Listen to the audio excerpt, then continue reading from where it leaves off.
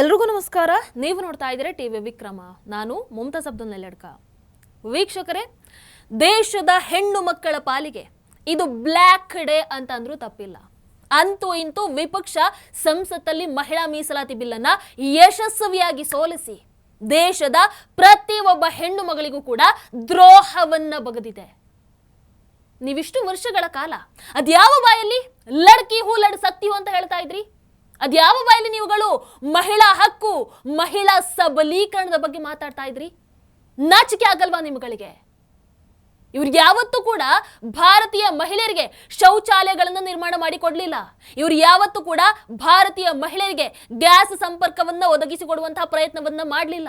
ಇವ್ರು ಯಾವತ್ತೂ ಕೂಡ ಭಾರತೀಯ ಹೆಣ್ಣು ಮಕ್ಕಳಿಗೆ ಮನೆ ನಿರ್ಮಾಣ ಮಾಡಿಕೊಡೋದಕ್ಕೆ ಹೋಗ್ಲಿಲ್ಲ. ಇವರು ಯಾವತ್ತೂ ಕೂಡ ಭಾರತೀಯ ಮಹಿಳೆಯರಿಗೆ ನೀರಿನ ಸಂಪರ್ಕವನ್ನ ಒದಗಿಸಿಕೊಡ್ಲಿಲ್ಲ. ಸುಮಾರು 6 ದಶಕಗಳ ಕಾಲ ಮಹಿಳೆ ಅನ್ನುವಂತಹ ಪದ ಇದೆಯಲ್ವಾ, ಅದು ವಾಸ್ತವವಾಗಿ ಇವರ ಒಂದು ಸರ್ಕಲಿಗೆ ಮಾತ್ರ ಸೀಮಿತ ಆಗಿದೆ.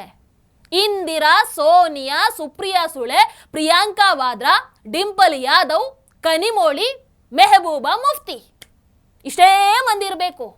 ಅಂದ್ರೆ ವಾಸ್ತವದಲ್ಲಿ ಇವರಿಗೂ ಮಹಿಳಾ ಕಲ್ಯಾಣಕ್ಕೂ ಮಹಿಳಾ ಪ್ರಗತಿಗೂ ಯಾವುದೇ ಸಂಬಂಧ ಇಲ್ಲ. ಅಂಡ್ ಇವತ್ತು ಈ ಮಹಿಳಾ ಮೀಸಲಾತಿ ಬಿಲ್ಗೆ ಅಡ್ಡಗಾಲನ್ನ ಹಾಕುವ ಮೂಲಕ ತಮ್ಮ ಅಸಲಿ ಬಣ್ಣ ಏನು ಅನ್ನುವಂಥದ್ದನ್ನ ಹೊರಗೆ ಹಾಕಿದ್ದಾರೆ. ವೀಕ್ಷಕರೇ, ಮಹಿಳಾ ಮೀಸಲಾತಿ ಬಿಲ್ ಅನ್ನ ಲೋಕಸಭೆಯಲ್ಲಿ ಸಂವಿಧಾನದ 131ನೇ ತಿದ್ದುಪಡಿ ಅನ್ನುವಂಥ ಹೆಸರಲ್ಲಿ ಮಂಡಿಸಲಾಗುತ್ತೆ. ಈ ಬಿಲ್ ಪರವಾಗಿ 298 ಮತಗಳು ಬರುತ್ತವೆ, ವಿರೋಧವಾಗಿ 230 ಮತಗಳು ಬರುತ್ತವೆ. ಒಟ್ಟು 528 ಸಂಸದರು ಈ ಮತದಾನದಲ್ಲಿ ಭಾಗವಹಿಸ್ತಾರೆ. ಬಿಲ್ ಪರವಾಗಿ 298, ವಿರೋಧವಾಗಿ 230 ಮತಗಳು. ಅಂಡ್ ಈ 230 ಮತಗಳಿದೆಯಲ್ವಾ, ಇದೇನು ಚಿಕ್ಕ ಸಂಖ್ಯೆ ಅಂತ ಅಂದುಕೊಳ್ಳಬೇಡಿ. ಈ 230 ಸಂಸದರು ಸೇರಿಕೊಂಡೇ ಈ ಬಿಲ್ ಅನ್ನು ತಡೆಯೋದ್ರಲ್ಲಿ ಯಶಸ್ವಿಯಾಗಿರುವಂಥದ್ದು. ಮಹಿಳೆಯರಿಗೆ ದ್ರೋಹ ಬಗೆಯೋದ್ರಲ್ಲಿ, ಮಹಿಳೆಯರನ್ನ ಹಿಂದಕ್ಕೆ ತಳ್ಳೋದ್ರಲ್ಲಿ ಯಶಸ್ವಿಯಾಗಿರುವಂಥದ್ದು ಇವರೇ. ಇದು ಮುಂದಿನ ದಿನಗಳಲ್ಲಿ ನಮ್ಮ ದೇಶದ ಮಹಿಳೆಯರ ಭವಿಷ್ಯವನ್ನೇ ಬದಲಾಯಿಸಬಹುದಾದಂತಹ ಬಿಲ್ ಆಗಿತ್ತು. ಈ ಬಿಲ್ ಪಾಸ್ ಆಗೋದಕ್ಕೆ 2/3 ಬಹುಮತ ಅಗತ್ಯ ಆಯಿತು. ಆದ್ರೆ ಸರ್ಕಾರಕ್ಕೆ ಸಿಕ್ಕಿದ್ದು ಜಸ್ಟ್ 56% ಮತ ಮಾತ್ರ. ಅಂದ್ರೆ 56% ಮತಗಳು ಬಿಲ್ ಪರವಾಗಿದ್ವು, 43% ಮತಗಳು ಇದರ ವಿರುದ್ಧ ಬಂದಿವೆ. ಈ ಬಿಲ್ ಪಾಸ್ ಆಗಬೇಕಾದ್ರೆ ಒಟ್ಟು 528 ಮತಗಳಲ್ಲಿ ಕನಿಷ್ಠ ಅಂತಂದ್ರು 352 ಮತಗಳಾದ್ರೂ ಬರಬೇಕಾಗಿತ್ತು. ಆದ್ರೆ ಸರ್ಕಾರಕ್ಕೆ ಸಿಕ್ಕಿದ್ದು 298, ಜಸ್ಟ್ 54 ಮತಗಳ ಅಂತರದಿಂದ ಈ ಬಿಲ್ ಪಾಸ್ ಆಗದಿವತ್ತು ಉಳ್ಕೊಂಡು ಬಿಟ್ಟಿದೆ. ತುಂಬಾ ಬೇಜಾರಿನ ವಿಚಾರ ಏನು ಅಂತಂದ್ರೆ, ಕಳೆದ 12 ವರ್ಷಗಳಲ್ಲಿ ಅಂದ್ರೆ ಮೋದಿಜಿ ಸರ್ಕಾರ ಬಂದ ನಂತರ for the very first time Modiji ಸರ್ಕಾರದೊಂದು ಸಂವಿಧಾನ ತಿದ್ದುಪಡಿ ಬಿಲ್ ಈ ರೀತಿಯಾಗಿ ಲೋಕಸಭೆಯಲ್ಲಿ ಪಾಸ್ ಆಗದೆ ಫೇಲ್ ಆಗಿರುವಂಥದ್ದು. ವೀಕ್ಷಕರೇ, ಮಹಿಳಾ ಮೀಸಲಾತಿ ಬಿಲ್ ಪಾಸ್ ಆಗದೆ ಅದು ಫೇಲ್ ಆದ ತಕ್ಷಣ, ಅದನ್ನ ಫೇಲ್ ಮಾಡಿದ ತಕ್ಷಣ ರಾಹುಲ್ ಇಟಲಿ ಟ್ವಿಟರ್ ಅಲ್ಲಿ ಒಂದು ಟ್ವೀಟ್ ಅನ್ನು ಹಾಕ್ತಾರೆ. ಖುಷಿಯಲ್ಲಿ ಬರ್ಕೊಳ್ತಾರೆ, ಈ ತಿದ್ದುಪಡಿ ವಿಧೇಯಕ ಫೇಲ್ ಆಗಿಬಿಟ್ಟಿದೆ. ಮಹಿಳೆಯರ ಹೆಸರಲ್ಲಿ ಸಂವಿಧಾನವನ್ನ ಮುರಿಯೋದಕ್ಕೆ, ಸಂವಿಧಾನಕ್ಕೆ ಧಕ್ಕೆಯನ್ನ ತರೋದಕ್ಕೆ ಅಸಾಂವಿಧಾನಿಕ ವಿಧಾನವನ್ನ ಬಳಸಲಾಗ್ತಾ ಇತ್ತು. ಹಾಗಾಗಿ ಭಾರತದನ್ನ ನೋಡಿದೆ, ಭಾರತದನ್ನ ತಡೆದಿದೆ. ಜೈ ಸಂವಿಧಾನ. ಸಂವಿಧಾನದ ಹೆಸರಲ್ಲಿ ಜೀವನ ಮಾಡೋದಕ್ಕೆ ನಾಚಿಕೆ ಆಗಲ್ವಾ ನಿಮ್ಗಳಿಗೆ? ಬೆಳಗ್ಗೆದ್ರೆ ಸಂವಿಧಾನ ಏನ್ರಿ ಗೊತ್ತು ನಿಮಗೆ? ಸಂವಿಧಾನದ ಬಗ್ಗೆ ಈ ವ್ಯಕ್ತಿ ಇವತ್ತು ಮಹಿಳಾ ಮೀಸಲಾತಿ ಬಿಲ್ ಅನ್ನ ತಡೆ ಹಿಡಿದು ಸಂಭ್ರಮಿಸ್ತಾ ಇದ್ದಾರೆ. ತಮ್ಮ ಜಯ ಅಂತ ತಮ್ಮ ಬೆನ್ನನ್ನು ತಾವೇ ತಡ್ಕೊಳ್ತಾ ಇದ್ದಾರೆ. ಇದು ರಾಹುಲ್ ಇಟಲಿಯ ಪಾಲಿಗೆ ಅಫ್ಕೋರ್ಸ್ ಜಯ ಆಗಿರಬಹುದು, ಆದ್ರೆ ನೆನಪಲ್ಲಿರಲಿ, ಇದು ಭಾರತದ ಸೋಲು, ಇದು ದೇಶದ ಮಹಿಳೆಯರ ಸೋಲು. ಇದು ನಿಮ್ಮಂತಹ ಮಹಿಳಾ ವಿರೋಧಿ ಮನಸ್ಥಿತಿಗಳನ್ನ ಆಯ್ಕೆ ಮಾಡಿ ಅಲ್ಲಿ ಕಳಿಸಿದ್ರಲ್ವಾ, ಆ ಮಹಿಳೆಯರ ಸೋಲಿದು. ಆದ್ರೆ ನೀವುಗಳು ಅದರಲ್ಲೇ ನಿಮ್ಮ ಜಯವನ್ನು ಹುಡುಕ್ತಿರಲ್ವ, ನಾಚಿಕೆ ಆಗಲ್ವ ನಿಮ್ಗಳಿಗೆ? ವೀಕ್ಷಕರು, ನೀವು ರಾಹುಲ್ ಇಟಲಿ ಇಡೀ ಪೊಲಿಟಿಕಲ್ ಜರ್ನಿಯನ್ನು ಒಂದು ಬಾರಿ ನೋಡಿ. ಅಥವಾ ಪ್ಯಾಟರ್ನ್ ಅನ್ನು ನೋಡಿ. ಈಗೀಗ ಬರೇ ಮೋದಿಜಿಯವರನ್ನ ದ್ವೇಷ ಮಾಡೋದು, ಅವರ ವಿರುದ್ಧ ಸುಳ್ಳು ಪ್ರಚಾರವನ್ನ ಮಾಡೋದ್ರಲ್ಲಿ ಇರ್ತಾರೆ. ಬಾಯ್ ಬಿಟ್ರೆ ಸುಳ್ಳು. ನಿಮಗೆ ನೆನಪಿರಬಹುದು 2024 ಲೋಕಸಭಾ ಚುನಾವಣೆಯ ಸಮಯದಲ್ಲಿ ಒಂದು ಸುಳ್ಳು ಆರೋಪವನ್ನ ಸ್ಪ್ರೆಡ್ ಮಾಡ್ತಾರೆ. ಏನಂತ? ಬಿಜೆಪಿಗೆ ಈ ಲೋಕಸಭಾ ಚುನಾವಣೆಯಲ್ಲಿ 400 ಸೀಟ್ ಯಾಕೆ ಬೇಕು ಅಂತ ಗೊತ್ತಾ? ಅವರಿಗೆ ಸಂವಿಧಾನವನ್ನ ಬದಲಾಯಿಸಬೇಕು ಅಂತೆ. ಅಷ್ಟೇ ಅಲ್ಲ, ಅದರ ಜೊತೆಗೆ ಇನ್ನೊಂದು ಸುಳ್ಳನ್ನು ಸೇರಿಸ್ಕೊಳ್ತಾರೆ. ಬಿಜೆಪಿ ಸರ್ಕಾರ 400 ಸೀಟನ್ನ ಪಡ್ಕೊಂಡ್ರೆ, ಅವರಿಗೆ 400 ಸೀಟು ಸಿಕ್ಕಿಬಿಟ್ರೆ ಸಾಕು, ಅವರು ಮೀಸಲಾತಿಯನ್ನೇ ತೆಗೆದು ಬಿಸಾಡ್ಬಿಡ್ತಾರೆ. ಈ ಸುಳ್ಳು ಹೇಳ್ಕೊಂಡೇ ಓಡಾಡಿದ ಇವ್ರುಗಳು. ಇವತ್ತು ಅದೇ ರಾಹುಲ್ ಇಟಲಿಯ ಯೋಗ್ಯತೆಗೆ, ಅದೇನು ಸಂವಿಧಾನವನ್ನ ಚಾಚೂ ತಪ್ಪದೆ ಪಾಲಿಸುವಂತಹ ರಾಹುಲ್ ಇಟಲಿಗೆ ಒಂದು ದೊಡ್ಡ ಅವಕಾಶ ಇತ್ತಲ್ವಾ ಈ ದೇಶದ ಮಹಿಳೆಯರಿಗೋಸ್ಕರ ಏನಾದ್ರೂ ಮಾಡೋದಕ್ಕೆ. ಆದರೆ ಅವರ ಈ ಟ್ವೀಟ್ ನೋಡಿದ್ರೆ ಗೊತ್ತಾಗುತ್ತೆ, ಅದರಲ್ಲಿ ಅವರ ಭಾಷೆ ನೋಡಿದ್ರೆ ಗೊತ್ತಾಗುತ್ತೆ, ಅವರು ಇದನ್ನ ತಮ್ಮ ಜಯ ಅನ್ನೋ ತರ ನೋಡ್ತಾ ಇದ್ದಾರೆ. ಅದು ಏನಂತ ಗೊತ್ತಿಲ್ಲ. ದೇಶಕ್ಕೆ ಒಳ್ಳೆದಾಗುವಂತಹ ವಿಚಾರನೆ ಆಗಿರಲಿ ಅಥವಾ ಮಹಿಳೆಯರಿಗೆ ಒಳ್ಳೆದಾಗುವಂತಹ ವಿಚಾರನೆ ಆಗಿರಲಿ, ಅದನ್ನ ತಡೆಯೋದ್ರಲ್ಲಿ ಈ ವಿರೋಧ ಪಕ್ಷಗಳಿಗೆ ಏನೋ ಒಂಥರ ಕೆಟ್ಟ ಖುಷಿ. ಈ ಒಂದು ಮಹಿಳಾ ಮೀಸಲಾತಿ ಬಿಲ್ ಅನ್ನ ತಡೆದು ಇವತ್ತು ರಾಹುಲ್ ಇಟಲಿ ದೇಶಕ್ಕೂ ಉಪಕಾರವನ್ನ ಮಾಡಲಿಲ್ಲ, ಮಹಿಳೆಯರಿಗಂತೂ ಉಪಕಾರವನ್ನ ಮಾಡಲಿಲ್ಲ. ಬಟ್ ಅದನ್ನೇ ತಮ್ಮ ಜಯ ಅಂತ ಹೇಳ್ಕೊಳ್ತಾ ಇದ್ದಾರೆ. ಏನದೇನು ಹೇಳಿತು ರಾಹುಲ್ ಇಟಲಿ? ಈ ಮಹಿಳಾ ಮೀಸಲಾತಿ ಬಿಲ್ಲಿನ ಮೂಲಕ ಸಂವಿಧಾನವನ್ನ ಮುರಿಯುವಂತಹ ಪಿತೂರಿ ನಡೀತಾ ಇದೆ. ಹೇಗೆ ಅಂತ ಹೇಳ್ಬಹುದಾ ದಯವಿಟ್ಟು? ಹೇಗೆ? ಇನ್ನು ನೆಕ್ಸ್ಟ್ ನೋಡಿ, ಇವರು ಇದನ್ನ ಹೆಂಗೆ ಸಮರ್ಥನೆ ಮಾಡ್ಕೊಂಡು ಓಡಾಡ್ತಾರೆ ಅಂತಂದ್ರೆ, ಮೋದಿಜಿ ಸಂವಿಧಾನಕ್ಕೆ ಧಕ್ಕೆ ತರೋದಕ್ಕೆ ಹೊರಟಿದ್ರು, ಅದಕ್ಕೆ ನಾವು ಅದನ್ನ ತಡೆದಿದ್ದು ಅಂತ ಹೇಳ್ತಾರೆ. ಅವರ ಒಂದಷ್ಟು ಮಂದಿ ಬರ್ತಾರೆ. ಈಗ TCS ವಿಚಾರವಾಗಿ ಯಾರು ಇರಲಿಲ್ಲ ಅಲ್ವಾ, ಈಗ ಓಡ್ಕೊಂಡು ಬರ್ತಾರೆ ನೋಡಿ ಸಮರ್ಥನೆ ಮಾಡ್ಕೊಳ್ಳೋದಕ್ಕೆ. ಆಗ ಜನರು ಕೇಳಬೇಕು, ಅದು ಯಾವ ರೀತಿಯ ಧಕ್ಕೆ ಅಂತ ಒಂದು ಸ್ವಲ್ಪ ಎಕ್ಸ್ಪ್ಲೈನ್ ಮಾಡಿ ಅಂತ. ವೀಕ್ಷಕರೇನು, ಈ ಕಡೆ ಗೃಹ ಸಚಿವರಾದಂತಹ ಅಮಿತ್ ಶಾ ಅವರು ಕೂಡ ಸೋಷಿಯಲ್ ಮೀಡಿಯಾದಲ್ಲಿ ಟ್ವೀಟ್ ಮೂಲಕ ಆಕ್ರೋಶವನ್ನು ಹೊರಹಾಕ್ತಾರೆ. ಅವರು ಬರೀತಾರೆ, ಇವತ್ತು ಲೋಕಸಭೆಯಲ್ಲಿ ಒಂದು ಅತ್ಯಂತ ವಿಚಿತ್ರ ದೃಶ್ಯ ಕಂಡು ಬರುತ್ತೆ. ಮಹಿಳಾ ಮೀಸಲಾತಿಗೆ ಅಗತ್ಯ ಇದ್ದಂತಹ ಸಂವಿಧಾನ ತಿದ್ದುಪಡಿ ಬಿಲ್ ಅನ್ನ ಕಾಂಗ್ರೆಸ್, TMC, DMK, ಸಮಾಜವಾದಿ ಪಕ್ಷಗಳು ಸೇರಿ ಪಾಸ್ ಆಗದ ಹಾಗೆ ತಡೆಯುವಂತಹ ಕೆಲಸವನ್ನ ಮಾಡಿವೆ.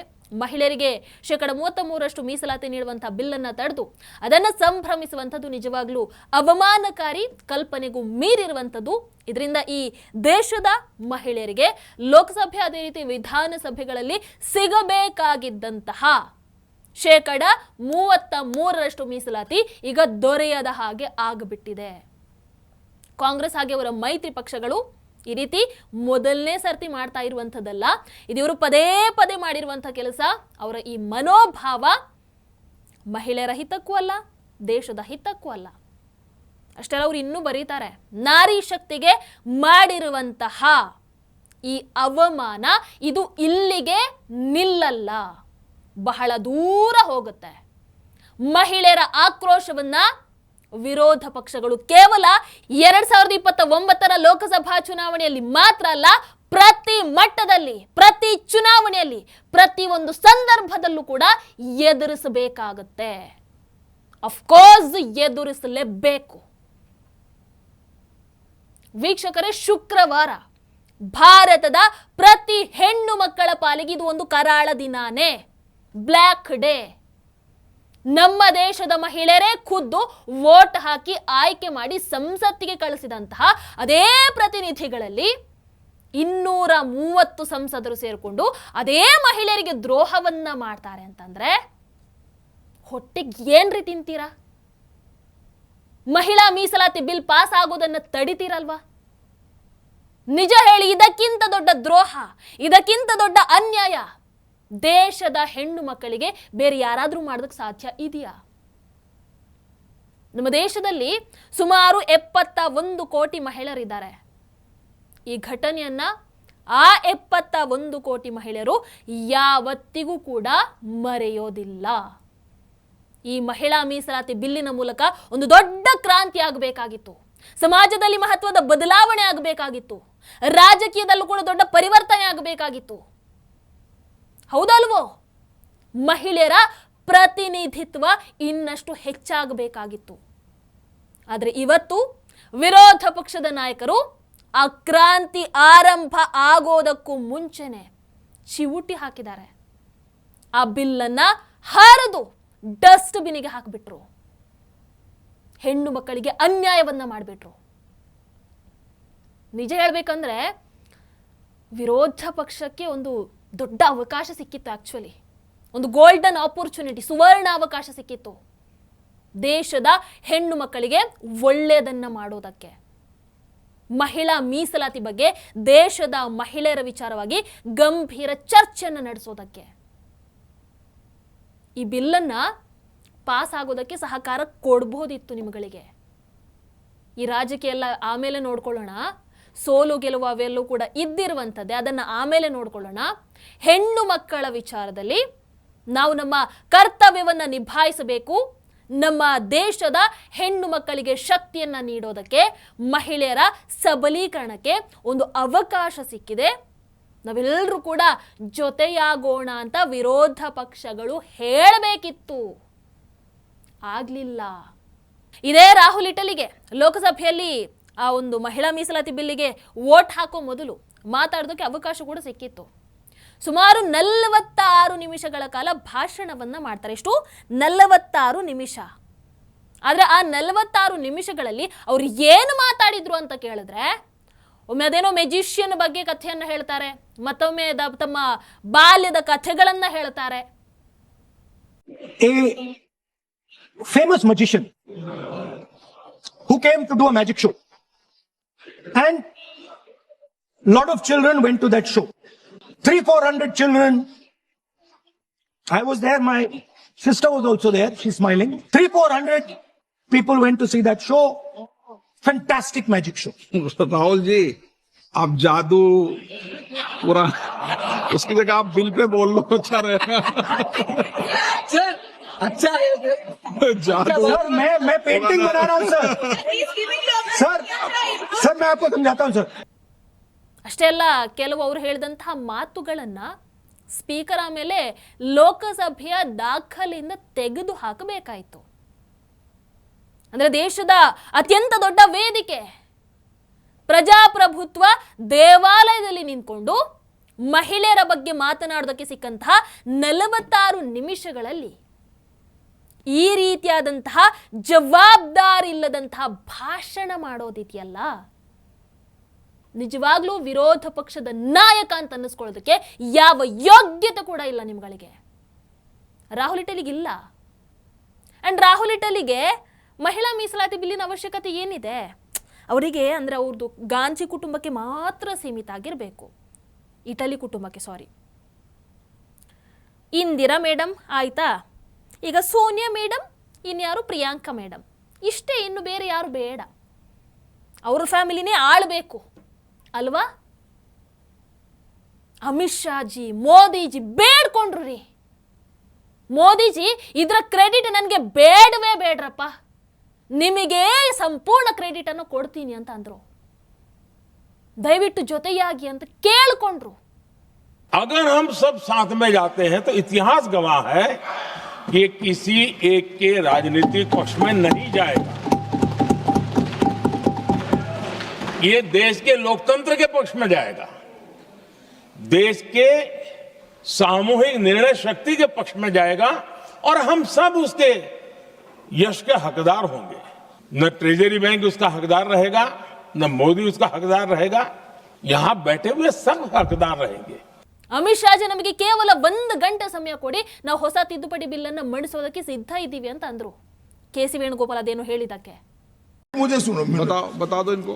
अगर इस बिल का विरोध करने का कारण 50% लिखित में चाहिए तो 1 घंटा सदन बंद कर दिए, मैं ऑफिशियल अमेंडमेंट लेकर आता हूं मान्यवर, मगर बिल पारित करने का वो वादा करते. अब वेणुगोपाल जी बताए क्या बिल पारित करेंगे?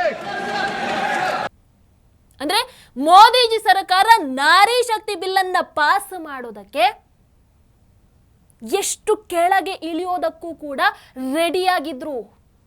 ಮಹಿಳೆಯರಿಗೋಸ್ಕರ ಮಹಿಳೆಯರಿಗೆ ಶಕ್ತಿಯನ್ನು ಕೊಡೋದಕ್ಕೋಸ್ಕರ. ಬಟ್ ವಿರೋಧ ಪಕ್ಷ ಏನು ಮಾಡ್ತು? ವೀಕ್ಷಕರೇ, ನಾರಿ ಶಕ್ತಿ ಬಿಲ್ ಪಾಸ್ ಆಗ್ಲಿಲ್ಲಲ್ವಾ? ಅದಕ್ಕೆ ವಿರೋಧ ಪಕ್ಷಗಳು ಹೊರಗೆ ಬಂದು, ನೋಡಿ ಇದರಿಂದ ಪ್ರಜಾಪ್ರಭುತ್ವದ ರಕ್ಷಣೆ ಆಗಿದೆ, ಮಹಿಳಾ ಮೀಸಲಾತಿ ಫೇಲ್ ಆಗಿರುವಂಥದ್ದು ಪ್ರಜಾಪ್ರಭುತ್ವಕ್ಕೆ ಸರಿ ಹೊಂದಿದೆ, ಇದರಿಂದ ಭಾರತದ ಅಖಂಡತೆ ಇನ್ನಷ್ಟು ಬಲವಾಗುತ್ತೆ ಅಂತ ಹೇಳ್ತಾರೆ. ನನಗಿರುವಂತಹ ಪ್ರಶ್ನೆ, ಈ ಮಹಿಳಾ ಮೀಸಲಾತಿ ಬಿಲ್ ಅನ್ನು ತಡೆಯೋದ್ರಿಂದ ಪ್ರಜಾಪ್ರಭುತ್ವದ ರಕ್ಷಣೆ ಹೆಂಗ್ರಿ ಆಗುತ್ತೆ? ಹೆಂಗಾಗುತ್ತೆ? ಭಾರತದ ಅಖಂಡತೆ ಹೆಂಗ್ರಿ ಬಲ ಆಗುತ್ತೆ? ಆ ಅಖಂಡತೆ ಹೆಣ್ಣು ಮಕ್ಕಳನ್ನ ಬಿಟ್ಟಾಗುತ್ತಾ? ಹೆಣ್ಣು ಮಕ್ಕಳನ್ನ ದೂರ ಇಟ್ಟು ಭಾರತದ ಅಖಂಡತೆ ಬಲವಾಗುತ್ತಾ? ಯತ್ರ ನಾರ್ಯಸ್ತು ಪೂಜ್ಯಂತೆ ರಮಂತೆ ತತ್ರ ದೇವತಾಃ ಅಂತ ಹೆಣ್ಣು ಮಕ್ಕಳನ್ನ ಪೂಜಿಸುವಂತಹ ದೇಶ ಇದು. ವಿರೋಧ ಪಕ್ಷಗಳಿಗೆ ಅದೆಲ್ಲ ಗೊತ್ತಿಲ್ಲ ಅಲ್ವಾ? ಇವ್ರು ಹೇಗಂತಂದ್ರೆ, ಈ ಸಂವಿಧಾನ, ಅಖಂಡತೆ, ಪ್ರಜಾಪ್ರಭುತ್ವ ಇಂತಹ ಒಂದಷ್ಟು ಪದಗಳನ್ನ ಬಾಯ್ಪಾಠ ಮಾಡ್ಕೊಂಡು ಇಟ್ಕೊಂಡಿದ್ದಾರೆ. ಏನಾದ್ರೂ ಸಮಸ್ಯೆ ಬಂದ್ರೆ ಸಾಕು, ಸಂವಿಧಾನ, ಪ್ರಜಾಪ್ರಭುತ್ವ ಹೇಳ್ಕೊಂಡು ಬರ್ತಾರೆ. ನಾಚಿಕೆ ಮಾನ ಮರ್ಯಾದೆ ಇಲ್ಲದಂತಹ ಮಹಿಳಾ ದ್ರೋಹಿಗಳು. ಆದರೆ ಈ ದೇಶದ ಪ್ರತಿಯೊಬ್ಬ ಹೆಣ್ಣು ಮಕ್ಕಳಿಗೂ ಈ ಸತ್ಯ ಗೊತ್ತಾಗಲೇಬೇಕು. ಮಹಿಳೆಯರಿಗೋಸ್ಕರ ಬರಬೇಕಾಗಿದ್ದಂತಹ ಒಂದು ದೊಡ್ಡ ಕ್ರಾಂತಿ ಹೇಗೆ ತಪ್ಪಿ ಹೋಯಿತು, ಅಂಡ್ ಅದು ತಪ್ಪಿ ಹೋಗೋದಕ್ಕೆ ಅದರ ಹಿಂದೆ ಇದ್ದಂತಹ ಪಕ್ಷಗಳು ಯಾವುವು? ಕಾಂಗ್ರೆಸ್, ಟಿಎಂಸಿ, ಸಮಾಜವಾದಿ ಪಕ್ಷ, ಡಿಎಂಕೆ. ನೆನಪಲ್ಲಿಟ್ಕೊಳ್ಳಿ, ನಿಮ್ಮಗಳನ್ನ ಈ ದೇಶದ ಮಹಿಳೆಯರು ಯಾವತ್ತೂ ಕೂಡ ಕ್ಷಮಿಸಲ್ಲ, ಕ್ಷಮಿಸಲು ಬಾರದು. ನಮಸ್ಕಾರ. ಟಿವಿ ವಿಕ್ರಮ, ದೇಶ ನಿಮ್ಮ ಕೈಯಲ್ಲಿ. ಈ ಕಾರ್ಯಕ್ರಮ ನಿಮಗೆ ಇಷ್ಟ ಆಗಿದ್ದಲ್ಲಿ ಲೈಕ್, ಶೇರ್ ಹಾಗೂ ಕಮೆಂಟ್ ಮಾಡಿ. ಟಿವಿ ವಿಕ್ರಮದ ಕಾರ್ಯಕ್ರಮಗಳನ್ನು ನಿರಂತರವಾಗಿ ವೀಕ್ಷಿಸಲು ಸಬ್ಸ್ಕ್ರೈಬ್ ಮಾಡಿ, ಬೆಲ್ ಐಕನ್ ಒತ್ತಿ.